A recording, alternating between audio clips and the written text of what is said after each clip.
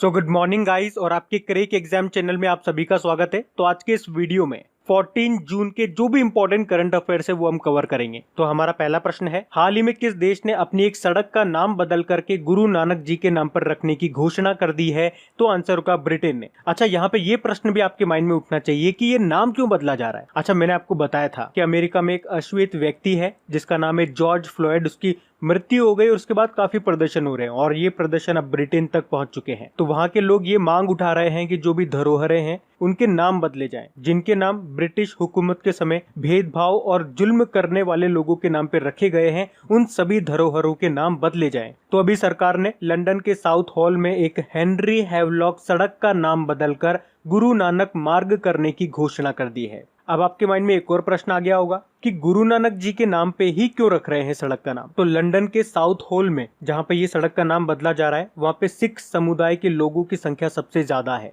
और वहीं पर गुरु सिंह सभा है जो कि भारत के बाहर दुनिया का सबसे बड़ा गुरुद्वारा है। यही कारण है कि उस सड़क का नाम बदल करके गुरु नानक जी के नाम पे रखा जाएगा। तो ये आपको याद रखना है। अच्छा, यहाँ से आपको कुछ याद आया होगा। अगर डेली आप लोग हमारा करंट अफेयर्स का लेक्चर देख रहे होंगे तो इस प्रश्न को पढ़ते ही आपको कुछ याद आना चाहिए। कुछ समय पहले ही इजराइल के तेल अवीव सड़क का नाम बदल करके रविंद्रनाथ टैगोर जी के नाम पे रखा गया था। क्या नाम रखा था? टैगोर स्ट्रीट नाम रखा गया था। अभी पिछले महीने ही 7 मई को हमने टैगोर जी की 159th जयंती मनाई, उसी मौके पर वो नाम रखा गया था। अब बात ब्रिटेन की है तो ये रहा मैप में ब्रिटेन। कैपिटल क्या है? लंदन है। करेंसी है पौंड स्टर्लिंग और प्रधानमंत्री है बोरिस जॉनसन। अच्छा, अभी कुछ समय पहले भारत में ब्रिटेन के नए उच्चायुक्त कौन बने थे? फिलिप बार्टन बने थे। और अगर उल्टा करके आपसे पूछा जाए कि ब्रिटेन में भारतीय उच्चायुक्त हाई कमिश्नर कौन बनी है तो गायत्री कुमार बनी है। ये इंपॉर्टेंट नाम रहेगा आपके लिए। और ब्रिटेन में अभी भारतीय मूल के वित्त मंत्री भी बने थे, उनका नाम क्या है? ऋषि सुनक है। और अभी ब्रिटेन में ही वर्चुअल ग्लोबल वैक्सीन समिट भी हुई है जिसमें भारत को रिप्रेजेंट किया था प्रधानमंत्री नरेंद्र मोदी ने। तो ये कुछ पॉइंट्स ध्यान रखना, बढ़ते हैं आगे। फिर है, हाल ही में किस राज्य ने दिव्यांग आंगनवाड़ी कार्यकर्ताओं को कोरोना योद्धा यानी कि कोरोना वॉरियर्स का दर्जा देने की घोषणा की है? तो आंसर होगा मध्य प्रदेश ने। तो मध्य प्रदेश की सरकार ने इन दिव्यांग आंगनवाड़ी कार्यकर्ताओं को कोरोना वॉरियर्स का दर्जा देने की घोषणा की है। क्यों? क्योंकि इस कोरोना संकट के दौरान ये जो दिव्यांग आंगनवाड़ी कार्यकर्ता हैं ये काफी महत्वपूर्ण भूमिका निभा रहे हैं। जैसे कि इस समय लाभार्थियों को घर घर जाकर के ये पौष्टिक आहार वितरित कर रहे हैं, डिस्ट्रीब्यूट कर रहे हैं, लोगों को कोरोना संक्रमण से बचने की सलाह भी दे रहे हैं। इसी कारण से इसी कारण मध्य प्रदेश सरकार ने इन दिव्यांग आंगनवाड़ी कार्यकर्ताओं को कोरोना वॉरियर्स का दर्जा देने की घोषणा की है। अब बात मध्य प्रदेश की है तो ये रहा मैप में मध्य प्रदेश। कैपिटल इसकी भोपाल है। याद रखना, भारत का पहला ई वेस्ट क्लिनिक आपका भोपाल में ही खुला है। मुख्यमंत्री है शिवराज सिंह चौहान, फिर से बन गए। गवर्नर है लालजी दास टंडन। कुछ योजनाओं की बात कर ले तो अभी यहाँ पे श्रम सिद्धि अभियान शुरू हुआ था, बुखार क्लिनिक सेवा भी शुरू हुआ था मध्य प्रदेश में ही। उसके अलावा दीदी वाहन सेवा भी शुरू हुई थी यहाँ पे, और रोजगार सेतु योजना भी शुरू किया था मध्य प्रदेश सरकार ने, और FIR आपके द्वार योजना भी शुरू हुई थी। इसके अलावा मध्य प्रदेश के जो पुलिसकर्मी हैं उनको कर्मवीर पदक से सम्मानित करने की भी घोषणा की थी मध्य प्रदेश सरकार ने। एक चरण पादुका पहल भी शुरू की थी इन्होंने, और मुख्यमंत्री जन कल्याण संबल योजना भी शुरू की थी। और अभी बात करेंगे सबसे ज्यादा बाघ यानी कि टाइगर की मौतें कहाँ पे हुई है 2012 से लेकर 2019 तक, तो मध्य प्रदेश में ही हुई है, टोटल 173। और आप जानते होंगे सबसे ज्यादा बाघ, सबसे ज्यादा टाइगर आपके मध्य प्रदेश में ही है। उसके अलावा सबसे ज्यादा शिशु मृत्यु दर, अभी एक डेटा आया तो बताया कि सबसे ज्यादा शिशु मृत्यु दर ये भी आपके मध्य प्रदेश में ही हुई है। और अभी यहीं पे थैंक्स मॉम वृक्षारोपण अभियान भी शुरू हुआ था। उसके अलावा एवरीबडी विल गेट एम्प्लॉयमेंट योजना भी शुरू हुई थी, एक संजीवनी वाहन भी शुरू हुआ था यहाँ पे, और कोविड-19 योद्धा कल्याण योजना भी शुरू हुई थी। उसके अलावा जीवन अमृत योजना हो गई, जीवन शक्ति योजना हो गई, ये भी यहीं पे शुरू हुई। और मिड डे मील राशन देने वाला पहला राज्य भी बना था आपका मध्य प्रदेश। एक रेडियो स्कूल भी शुरू किए थे इन लोगों ने। और नमस्ते ओरछा महोत्सव ये भी यहीं पे मनाया जाता है। उसके अलावा देश का पहला और दुनिया का दूसरा इन्फेंट्री म्यूजियम ये भी आपका कहाँ पे खुलेगा? मध्य प्रदेश के इंदौर में। और मध्य भारत का पहला मेगा फूड पार्क ये आपका खुला है मध्य प्रदेश के देवास में। और मध्य प्रदेश में कौन कौन से इंपॉर्टेंट नेशनल पार्क हैं? एक तो बांधवगढ़ नेशनल पार्क, आप याद रखो ये इंपॉर्टेंट है क्योंकि रॉयल बंगाल टाइगर्स की सबसे बड़ी आबादी के लिए ये जाना जाता है। बाकी कान्हा नेशनल पार्क है, वन विहार नेशनल पार्क है, सतपुरा नेशनल पार्क हो गया, पन्ना नेशनल पार्क हो गया, माधव नेशनल पार्क हो गया, पेंच नेशनल पार्क हो गया, और एक संजय नेशनल पार्क भी है यहाँ पे। एक संजय गांधी नेशनल पार्क भी नाम सुना होगा लेकिन वो महाराष्ट्र में है। तो इन सब कारण से अभी मध्य प्रदेश न्यूज पे था, तो ये आपको याद रखने हैं। बढ़ते हैं आगे। फिर है हाल ही में छात्रावासों यानी कि हॉस्टल्स के लिए आईएसओ प्रमाण पत्र प्राप्त करने वाला पहला राज्य कौन सा बन गया है? तो आंसर होगा उड़ीसा। तो उड़ीसा राज्य जनजातीय छात्रों के छात्रावासों यानी कि हॉस्टल्स के लिए आईएसओ सर्टिफिकेट पाने वाला देश का पहला राज्य बन गया है। और अभी एसटी/एससी कल्याण विभाग ने राज्य के सभी आदिवासी छात्रों को अच्छा इंफ्रास्ट्रक्चर और कई तरह की सुविधाएं, जैसे कि उनके भोजन की सुविधा, उनकी सुरक्षा, सिक्योरिटी, छात्रों के स्वास्थ्य, स्वच्छता जैसे कई सुविधाओं में सुधार लाने के लिए मिशन सुविधा भी शुरू की है। बाकी बात उड़ीसा की है, तो ये रहा मैप में उड़ीसा। कैपिटल क्या है? भुवनेश्वर है। आपको याद होगा खेलो इंडिया यूनिवर्सिटी गेम्स का पहला संस्करण इस साल यहीं पे हुआ था, उड़ीसा के भुवनेश्वर में, और उसमें विजेता रही थी पंजाब यूनिवर्सिटी। मुख्यमंत्री नवीन पटनायक हैं, और आपको याद होगा इसी साल नवीन पटनायक जी को पेटा ने हीरो टू एनिमल अवार्ड भी दिया था। पेटा ये जानवरों के हितों के लिए काम करने वाली एक संस्था है, जिसका फुल फॉर्म होता है people for the ethical treatment of animal. और उड़ीसा हाईकोर्ट के चीफ जस्टिस का नाम है मोहम्मद रफीक। और देखो उड़ीसा से एक पॉइंट मैं आपको हमेशा बताता हूँ, कुछ भी आपको कार्यक्रम, कुछ भी योजना, कुछ भी पोर्टल मिल जाए जिसका नाम अगर मो से शुरू हो रहा है, जैसे कि मो जीवन पहल, मो प्रतिभा पहल, तो मो से शुरू हो रहा है मतलब वो उड़ीसा की होगी। ये चीट कोड है, याद रख लो आप। उसके अलावा उड़ीसा सरकार ने कोविड-19 से मरने वाले पत्रकारों के परिवारों को 15 लाख देने की घोषणा की थी। एक प्रश्न एग्जाम में पूछा जाता है यहाँ से कि ब्लैक पगोडा टेम्पल किसको कहते हैं? तो कोणार्क सन टेम्पल को कहते हैं, जो कि उड़ीसा में है। और अभी कोणार्क सन टेम्पल से प्रश्न बना था कि सरकार इस कोणार्क सन टेम्पल के सौरकरण यानी कि सोलराइजेशन की तैयारी कर रही है। आपका जो 10 रुपए का नोट है ना, उस पे इस कोणार्क सन टेम्पल का चित्र अंकित है, आप देख सकते हो। बाकी एक डैम और है यहाँ पे, हीराकुद डैम, ये भी एग्जाम में पूछा जाता है क्योंकि ये भारत का सबसे लंबा डैम है। और किस नदी पर है? तो महानदी पर है। यहाँ पे बाराबती स्टेडियम भी है, जो कि कटक उड़ीसा में है। ये भी प्रश्न एग्जाम में पूछा गया है। और ये जो आप देख रहे हो, ये भारत की सबसे बड़ी और दुनिया की दूसरी सबसे बड़ी खारे पानी की तटीय झील है, लगून झील जिसे आप बोलते हो। इसका नाम है चिल्का लेक। और सबसे इंपॉर्टेंट पॉइंट, अभी वंदे उत्कल जननी ये जो सॉन्ग है, इसको स्टेट सॉन्ग का दर्जा दे दिया है उड़ीसा ने। और इसको लिखा किसने है? के लक्ष्मीकांता महापात्रा ने इसको लिखा है 1912 में। इसके अलावा उड़ीसा में ही विशेष आजीविका हस्तक्षेप योजना भी शुरू हुई थी। अच्छा, उड़ीसा में एक टाइगर रिजर्व आपको याद रखना है, सतकोशिया टाइगर रिजर्व, और एक नेशनल पार्क भी है, सिमलीपाल नेशनल पार्क, तो ये भी याद रखना। बढ़ते हैं आगे। फिर है हाल ही में किस राज्य सरकार ने बाल मजदूरों को शिक्षित करने के लिए बाल श्रमिक विद्या योजना शुरू की है? तो आंसर होगा उत्तर प्रदेश की सरकार ने। तो अभी उत्तर प्रदेश के जो मुख्यमंत्री हैं योगी आदित्यनाथ, उन्होंने राज्य में बाल श्रमिकों यानी कि बाल मजदूरों को शिक्षित करने के लिए ये बाल श्रमिक विद्या योजना शुरू की है। तो इस योजना में क्या होगा, कुछ बच्चों को सेलेक्ट किया जाएगा और उनको हर महीने वित्तीय सहायता दी जाएगी। लड़कों को तो पर मंथ 1000 रुपए और लड़कियों को 1200 रुपए दिए जाएंगे। इसके अलावा अगर वे बच्चे 8वीं, 9वीं, 10वीं कक्षा को पास करते हैं तो उन्हें 6000 रुपए एक्स्ट्रा दिए जाएंगे। तो ये है बाल श्रमिक विद्या योजना जो शुरू की है उत्तर प्रदेश सरकार ने। अब उत्तर प्रदेश ने शुरू की है, तो ये रहा मैप में उत्तर प्रदेश। कैपिटल क्या है? लखनऊ है। अच्छा, लखनऊ किस नदी के किनारे स्थित है? तो गोमती नदी के किनारे स्थित है। और हमारे जो रक्षा मंत्री है राजनाथ सिंह जी, उनका निर्वाचन क्षेत्र भी है लखनऊ। मुख्यमंत्री हो गए योगी आदित्यनाथ, गवर्नर है आनंदीबेन पटेल। इसके अलावा कुछ इंपॉर्टेंट पॉइंट्स मैं आपको बताता हूँ यूपी से, जिसके कारण अभी यूपी न्यूज में था। जैसे कि पूल टेस्टिंग करने वाला पहला राज्य बना था UP. Geo tag community kitchen शुरू करने वाला पहला राज्य बना था यूपी, गूगल के साथ मिलकर के। और वर्चुअल कोर्ट के जरिए सुनवाई करने वाला पहला राज्य भी बना है यूपी। उसके अलावा कोविड-19 मरीजों के लिए 1 लाख बिस्तर तैयार करने वाला पहला राज्य भी बना है यूपी। देश की पहली ट्रांसजेंडर यूनिवर्सिटी कहाँ बनेगी? यूपी में, यूपी के कुशीनगर में। देश की पहली नेशनल पुलिस यूनिवर्सिटी कहाँ पे बनेगी? ये ग्रेटर नोएडा में ही बनेगी। और देश का पहला हाथी अस्पताल बना है आपके मथुरा में। उसी तरह से देश का पहला हाथी जल चिकित्सालय ये भी मथुरा में बना है। और देश का पहला जानवरों का युद्ध स्मारक वॉर मेमोरियल ये बनेगा उत्तर प्रदेश के मेरठ में। अभी उत्तर प्रदेश ने अन्नपूर्णा व आपूर्ति पोर्टल भी लॉन्च किया था। और याद रखना, उत्तर प्रदेश का जो किंग जॉर्ज मेडिकल यूनिवर्सिटी है, पहला सरकारी अस्पताल बना है प्लाज्मा थेरेपी का इस्तेमाल करने वाला। उसके अलावा राज्य के सभी अस्पतालों में वेंटिलेटर बेड की सुविधा वाला भी पहला राज्य बना था देश का यूपी। अभी उत्तर प्रदेश के गोरखपुर टेराकोटा को जीआई टैग भी मिला था। उसके अलावा प्रवासन आयोग यानी कि माइग्रेशन कमीशन की भी स्थापना की थी इन्होंने। और उत्तर प्रदेश में 800 किलोमीटर सड़कों को हर्बल सड़कों में बदला जाएगा, मतलब सड़क के दोनों साइड में पेड़ लगाए जाएंगे। अभी उत्तर प्रदेश ने ही आयुष कवच कोविड एप्लीकेशन को भी लॉन्च किया था, एक जन सुनवाई पोर्टल भी लॉन्च किया था और श्रमिकों को रोजगार देने के लिए यूपी स्टार्टअप फंड भी शुरू किया था, एक प्रवासी राहत मित्र एप्लीकेशन भी शुरू किया था। तो इन सब कारण से भी उत्तर प्रदेश न्यूज में था। सारे पॉइंट्स मैंने आपको रिकॉल करा दिए,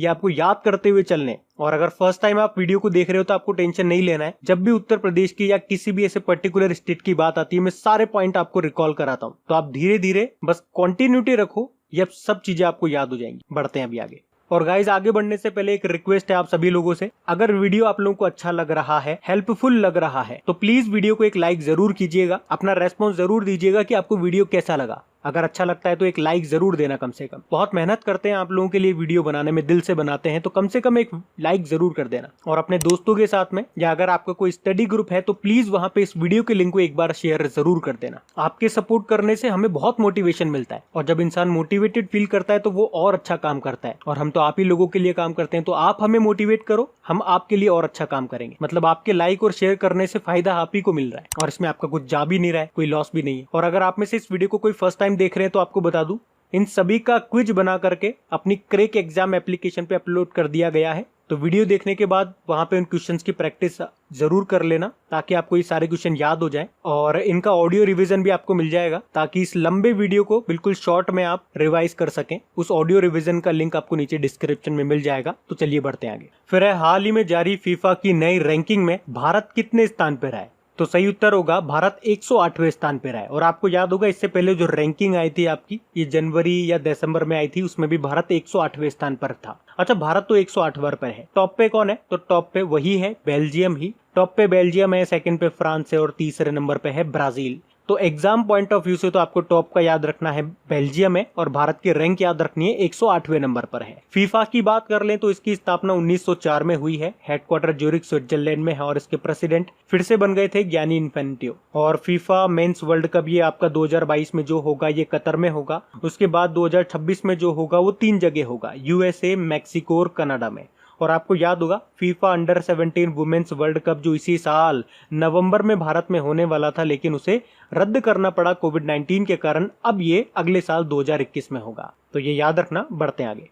फिर हाल ही में तमिलनाडु सरकार ने कोयम्बटूर शहर का नाम बदलकर क्या कर दिया है? तो आंसर होगा कोयम्पुत्तूर। तो देखो, अभी तमिलनाडु सरकार ने एक नहीं, दो नहीं, टोटल 118 जिले और शहरों के नाम बदले हैं। तो सारे तो आपके लिए याद रखना पॉसिबल भी नहीं होगा, और सारे इंपॉर्टेंट है भी नहीं। तो कुछ कुछ जो इंपॉर्टेंट मेन शहर हैं, आप उनके नाम याद रख सकते हो। जैसे कि एक कोयम्बटूर हो गया, इसका नाम क्या हो गया बदल करके?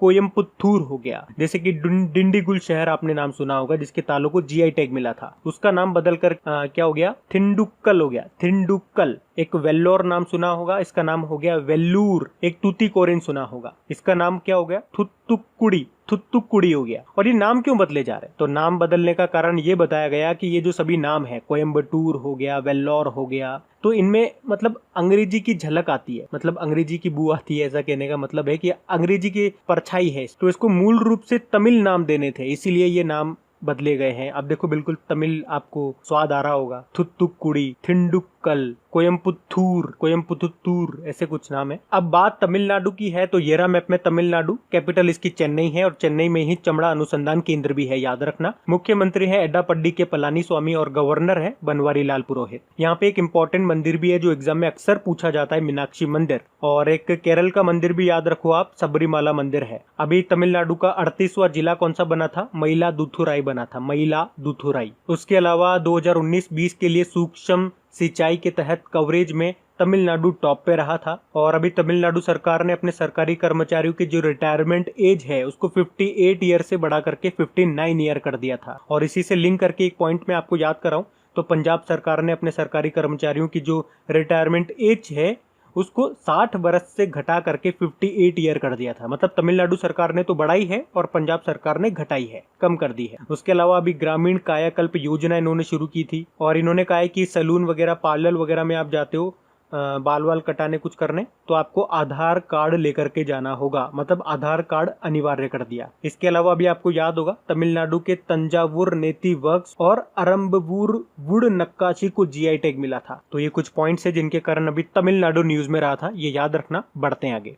फिर है, हाल ही में किस राज्य के मुख्यमंत्री ने आई फ्लोज नाम से बाढ़ चेतावनी सिस्टम को लॉन्च किया है? तो आंसर होगा महाराष्ट्र सरकार ने। महाराष्ट्र के जो मुख्यमंत्री हैं शिवराज सिंह चौहान, उन्होंने मुंबई के लिए एक फ्लड वार्निंग सिस्टम को लॉन्च किया है जिसका नाम है आई फ्लॉज। तो ये जो सिस्टम है ये मुंबई में बाढ़ की भविष्यवाणी करेगा। और मैं आपको बता दूं कि इस तरह के सिस्टम को लॉन्च करने वाला मुंबई, यानी कि मुंबई में लॉन्च होने वाला दूसरा शहर है। इससे पहले ये चेन्नई में भी हो चुका है। और यहाँ पे आई फ्लॉज का मतलब क्या होता है? Integrated flood warning system. अच्छा, यहाँ से आप कुछ को रिलेट कर पा रहे हो, चीजों को लिंक कर पा रहे हो? मैं आपको कोशिश कर रहा हूँ चीजों को आप लिंक करके याद कर पाओ। अच्छा, यहाँ से आपको कुछ पॉइंट याद आ रहा है? अभी कल परसों ही हम लोगों ने पढ़ा था, कर्नाटक सरकार ने भी बेंगलुरु के लिए मौसम की इसी तरह से जानकारी के लिए एक एप्लीकेशन लॉन्च किया था। क्या नाम बता सकते हो क्या मुझे उस एप्लीकेशन का? याद है क्या आपको? चलो ये प्रश्न मैं आप ही लोगों के लिए छोड़ता हूँ, देखता हूँ कौन कौन करंट अफेयर्स को बिल्कुल ध्यान से पढ़ते हैं। और आपको चीजें अब समझ में आ जानी चाहिए कि किस तरह से चीजों को कोरिलेट करते हुए चलना है, लिंक कर करके पढ़ते हुए चलना है।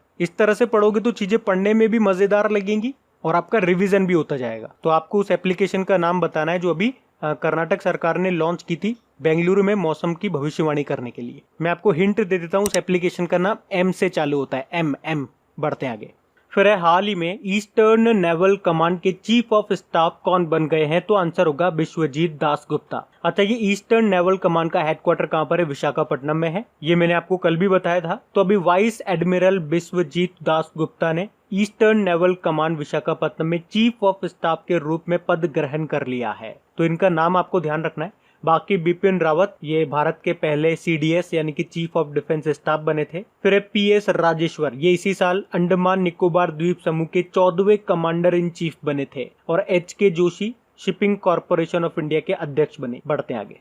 फिर हाल ही में किसने कोरोना वॉरियर्स को समर्पित रख हौसला हिम्मत न हार इस गीत को, इस सॉन्ग को जारी किया है? तो आंसर होगा आईटीबीपी ने। तो आईटीबीपी के जवानों ने कोविड-19 महामारी के समय कोरोना वॉरियर्स के लिए एक गीत जारी किया, एक सॉन्ग रिलीज किया है जिसके बोल कुछ इस प्रकार हैं, रख हौसला हिम्मत न हार। अच्छा, इसे किसने लिखा है? इसे कांस्टेबल वरुण कुमार ने लिखा है और इसको गाया है कांस्टेबल विक्रमजीत सिंह ने और इसको संगीत दिया है विक्रम सांघा ने। अच्छा, कुछ और भी सॉन्ग अभी न्यूज में रहे थे, वो भी मैं आपको बताता हूँ। एचडीएफसी ने एक सॉन्ग रिलीज किया था, हैशटैग हम हार नहीं मानेंगे। यूनाइटेड वी फाइट नाम का सॉन्ग रिलीज किया था आईसीसीआर ने, मतलब Indian council for cultural relation. एक पंजाब सरकार ने भी रिलीज किया था एक सॉन्ग, मिशन फतेह। और आत्मनिर्भर भारत के लिए जयतु भारतम गीत को रिलीज किया गया था। तो ये भी याद रखने। बाकी आईटीबीपी की बात कर लें जिसका मतलब होता है इंडो तिब्बतन बॉर्डर पुलिस। और सबसे इंपॉर्टेंट इसके डायरेक्टर जनरल का नाम क्या नाम है? एसएस देशवाल। और एसएस देशवाल अभी नाम न्यूज में था, क्यों न्यूज में था बता सकते हो? बीएसएफ का एडिशनल चार्जेस मिला इनको, ये मेरे ख्याल से मार्च की ही बात है। और आईटीबीपी का मोटो होता है शौर्य दृढ़ता कर्मनिष्ठ। बढ़ते आगे। फिर है, अच्छा ये बहुत इंपॉर्टेंट क्वेश्चन है कि इलेक्ट्रिक ओवरहेड लाइन पर डबल स्ट्रैक कंटेनर ट्रेन का संचालन करने वाला पहला देश कौन सा बन गया है? तो आंसर होगा भारत। तो अभी हाल ही में इंडियन रेलवे ने इलेक्ट्रिक ओवरहेड लाइन पर एक कंटेनर ट्रेन चला करके एक रिकॉर्ड बनाया है, मतलब ऐसा करने वाला पहला देश बन गया है भारत। ये जो कंटेनर है इसका मतलब क्या होता है? मतलब एक कंटेनर के ऊपर दूसरा कंटेनर, जो मालगाड़ी आती है तो मालगाड़ी में क्या होता है, कंटेनर रखे हुए होते हैं। तो एक कंटेनर तो आपने देखे होंगे, उस एक कंटेनर के ऊपर एक और कंटेनर रख दिया जाए। जिस तरह से होती है ना डबल डेकर पैसेंजर ट्रेन होती है, तो वो तो पैसेंजर ट्रेन होती है, डब्बे के ऊपर डब्बा। तो यहाँ पे कंटेनर के ऊपर container, double decker container train बोलेंगे। अच्छा, यहाँ से एक और प्रश्न बनेगा आपका कि सबसे पहले ये कहाँ चली है? तो गुजरात के पालनपुर और बोटाद स्टेशन के बीच में ये चली है। कहाँ? पालनपुर और बोटाद स्टेशन के बीच में। और इसमें जो जमीन से तारों की जो ऊंचाई है वो है 7.57 मीटर। अब रेलवे की बात है तो कुछ दिन से रेलवे के क्वेश्चन काफी बन रहे हैं, मैं आपको रिकॉल कराता हूँ। जैसे कि अभी कर्नाटक का जो हुबली स्टेशन है वो न्यूज में था। क्यों था? क्योंकि यहाँ पे जो प्लेटफॉर्म नंबर 1 है वो दुनिया का सबसे लंबा प्लेटफॉर्म बनने जा रहा है। इसकी लंबाई अभी तो 550 मीटर है, एक आध साल में बढ़ करके ये हो जाएगी, जैसे काम कंप्लीट होगा 1400 मीटर हो जाएगी। और इस तरह से ये दुनिया का सबसे लंबा प्लेटफॉर्म बन जाएगा। अभी वर्तमान में दुनिया का सबसे लंबा प्लेटफॉर्म ये गोरखपुर का है, गोरखपुर स्टेशन का 1366 मीटर उसकी लंबाई है। इसके अलावा अभी न्यूज में रहा था त्रिची रेलवे स्टेशन, क्योंकि इसको CII confederation of Indian industry ने गोल्ड रेटिंग दी थी। और एक और इम्पोर्टेंट पॉइंट, अभी बिहार के मधेपुरा फैक्ट्री में बना है 12,000 हॉर्स पावर का इंजन, और ये इसलिए इम्पोर्टेंट है क्योंकि दुनिया में पहली बार इतनी कैपेसिटी वाला इंजन ब्रॉड गेज ट्रैक पर चलाया गया। इसका नाम आप याद रख लो, WAG-12 नाम है। रेल मंत्री हमारे पीयूष गोयल हैं और स्वतंत्र भारत के पहले रेल मंत्री, इनका भी नाम याद रखो, जॉन मथाई है। बढ़ते आगे। फिर है, हाल ही में अंतरराष्ट्रीय रंगहीनता दिवस कब मनाया गया, यानी कि इंटरनेशनल एल्बिनिज्म अवेयरनेस डे। तो आंसर होगा 13 जून को। हर साल ये 13 जून को ही मनाया जाता है। तो इसे रंगहीनता के बारे में लोगों को जागरूक करने के लिए मनाया जाता है। सबसे इंपॉर्टेंट रहेगी इसकी थीम है मेड टू शाइन। अब इंपॉर्टेंट डे वाला क्वेश्चन है, और अगर डेली आप हमारा करंट अफेयर्स का लेक्चर देख रहे होंगे तो आपने नोटिस किया होगा, जब भी इंपॉर्टेंट डे का क्वेश्चन आता है उस महीने के सारे इंपॉर्टेंट डे में आपको रिवाइज कराता हूँ। आज मैं आपको रिवाइज नहीं कराऊंगा, आज आपका सरप्राइज टेस्ट लिया जाएगा। आपको 2 मिनट के लिए वीडियो को पॉज करना है और नीचे कमेंट बॉक्स में जाकर के जून में जितने भी इंपॉर्टेंट डेज हमने मनाए हैं वो आपको लिखने हैं 1 by 1, और खुद से नोटिस करना कि आप कहीं पे अटकते हो या आपको फ्लुएंटली सारे के सारे याद है। अगर याद है तो अच्छी बात है, अगर अटक रहे हो तो और भी अच्छी बात है, क्योंकि आपको अपनी कमी पता पड़ गई है, और कमी अगर पता पड़ जाती है तो सुधार करने के चांसेस बढ़ जाते हैं। आप अभी सुधार कर सकते हो। आप लिखिए, हम बढ़ते हैं आगे। फिर है, हाल ही में किस राज्य के पर्यावरण मंत्रालय का नाम बदला जाएगा, तो आंसर होगा महाराष्ट्र। अच्छा, बदला तो जाएगा, लेकिन बदल करके क्या कर दिया जाएगा, तो इसको बदल करके पर्यावरण और जलवायु परिवर्तन विभाग कर दिया जाएगा। और ये विभाग पृथ्वी, वायु, जल, अग्नि और आकाश, इन 5 सिद्धांतों पर, इन 5 प्रिंसिपल्स पे काम करेगा। तो अब बात करेंगे कल के वीडियो में पूछे गए प्रश्न के उत्तर की। तो कल के वीडियो में आपसे पूछा गया था कि QS वर्ल्ड यूनिवर्सिटी रैंकिंग 2021 में भारत का टॉप यूनिवर्सिटी कौन सा रहा, तो सही उत्तर था ऑप्शन बी, IIT बॉम्बे। ये वर्ल्ड लेवल पे 172 नंबर पे रहा था, और वर्ल्ड में टॉप रहा था USA का मैसाचुसेट्स इंस्टीट्यूट ऑफ टेक्नोलॉजी। आप सभी ने प्रश्न का बिल्कुल सही उत्तर दिया है। और गाइज, अगर वीडियो को अभी तक लाइक और शेयर नहीं किया है तो प्लीज इसे एक लाइक जरूर करते हुए जाना और इसे शेयर करना मत भूलना।